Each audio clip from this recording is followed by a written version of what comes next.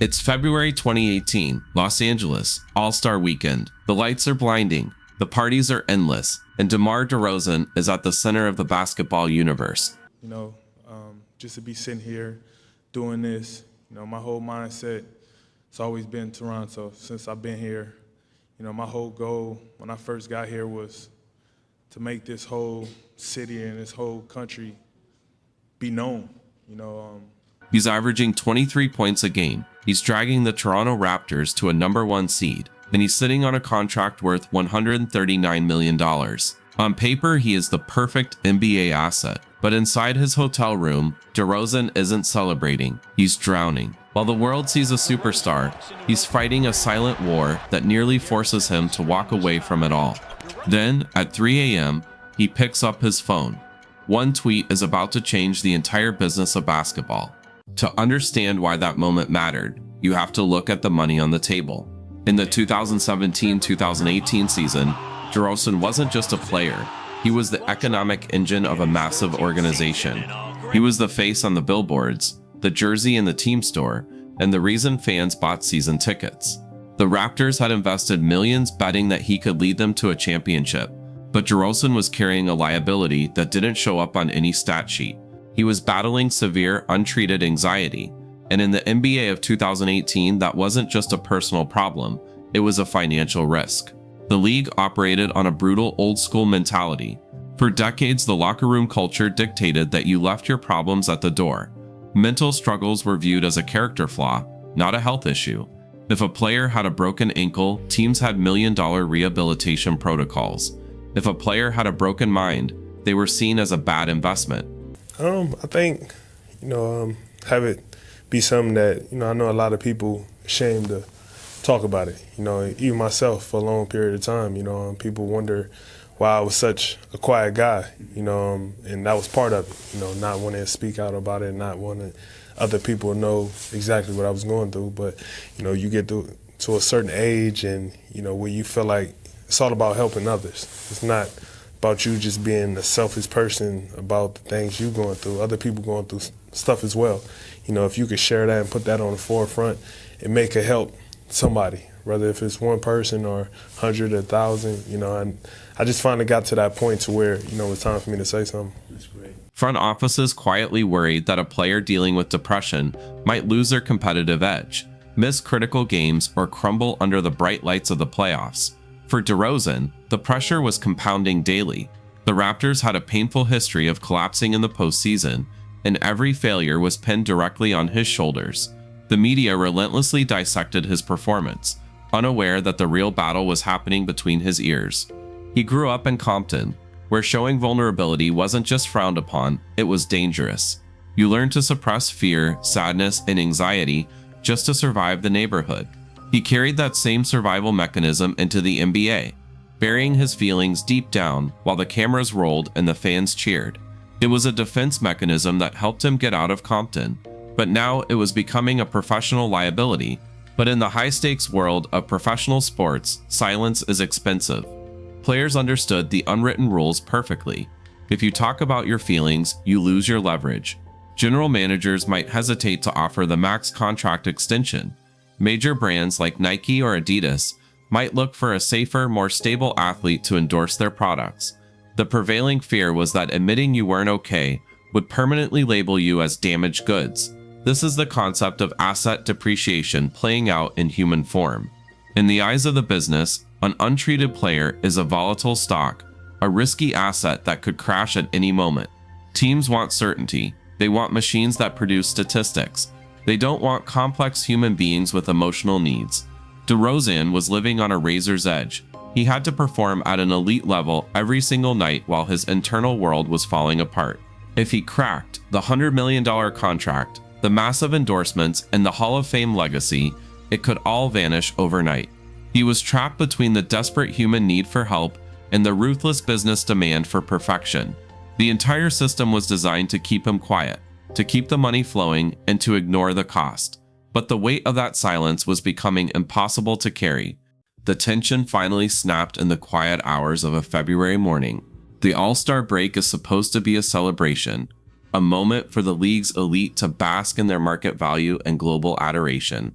But for DeRozan, the disconnect between his public image and his internal reality became untenable.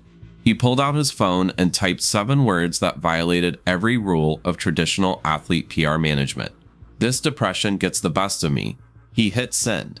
There was no publicist screening the message, no agent strategizing the release, and no corporate sponsor approving the tone. It was a raw, unauthorized disclosure of a liability that the sports business had spent decades trying to hide. From a cold business perspective, this was a nightmare scenario for his management team. In an industry built on the projection of invincibility, admitting to depression is akin to a tech company announcing a flaw in their core software. The immediate fear was that DeRozan's stock would plummet. Would teams want to commit maximum salary cap space to a player who might not be able to handle the mental grind of an 82-game season? Would Nike want a depressed athlete representing their brand of triumph and performance? The market typically punishes uncertainty, and DeRozan had just introduced a massive variable into his valuation.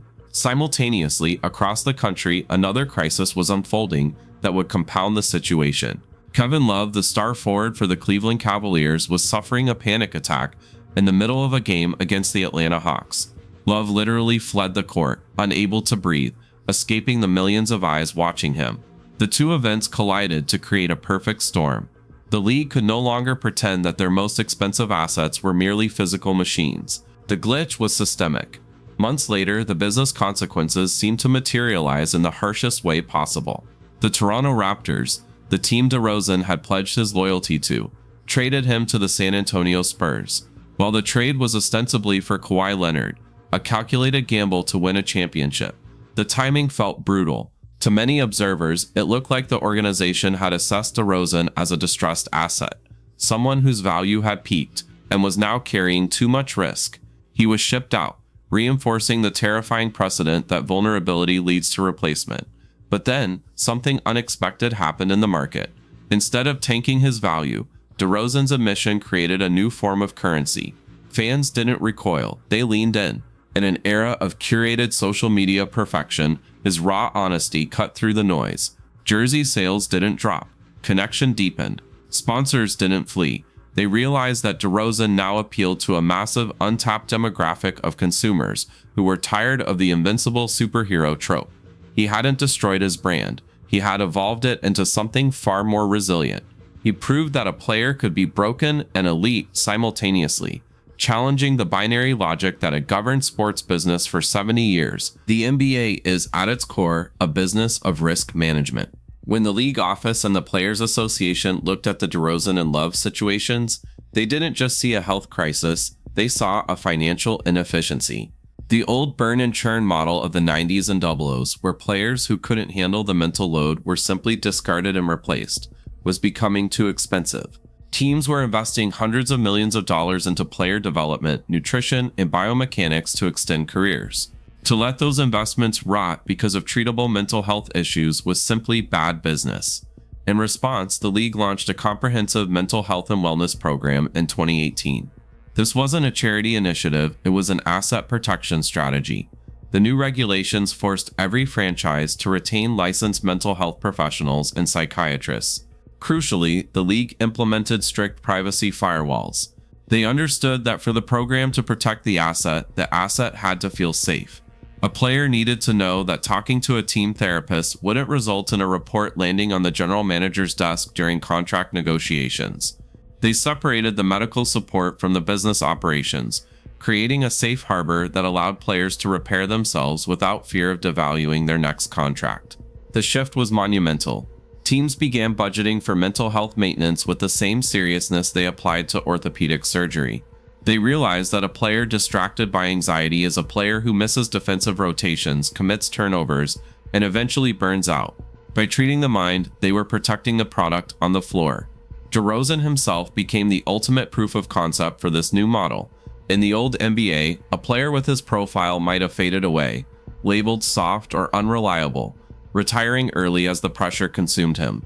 Instead, DeRozan utilized the resources and the new environment to extend his prime. He went on to sign massive contracts with the Chicago Bulls and later the Sacramento Kings, playing some of the most efficient basketball of his life well into his 30s. He demonstrated that mental health maintenance is a performance enhancer. By managing his anxiety, he prolonged his ability to generate revenue. His career earnings didn't stop at that initial $139 million contract. They continued to grow because he treated his mind like a business asset that required maintenance, not a secret that needed hiding. The market followed suit. Today, brands like Calm and Headspace actively seek out NBA partnerships, and being an advocate for wellness is seen as a premium leadership trait, not a liability. The DeRozan rule effectively changed the calculus. Ignoring mental health is now the risky investment, while addressing it is the standard for long-term profitability. DeMar DeRozan proved that hiding weakness costs far more than admitting it. By treating his mind like a critical business asset, he extended his prime and secured millions in future earnings. The NBA ultimately learned that ignoring mental health liabilities is simply bad business. If you want to understand exactly how other top athletes protect their massive fortunes from hidden financial risks, watch this video next. Subscribe right now for more untold stories on the business of sports.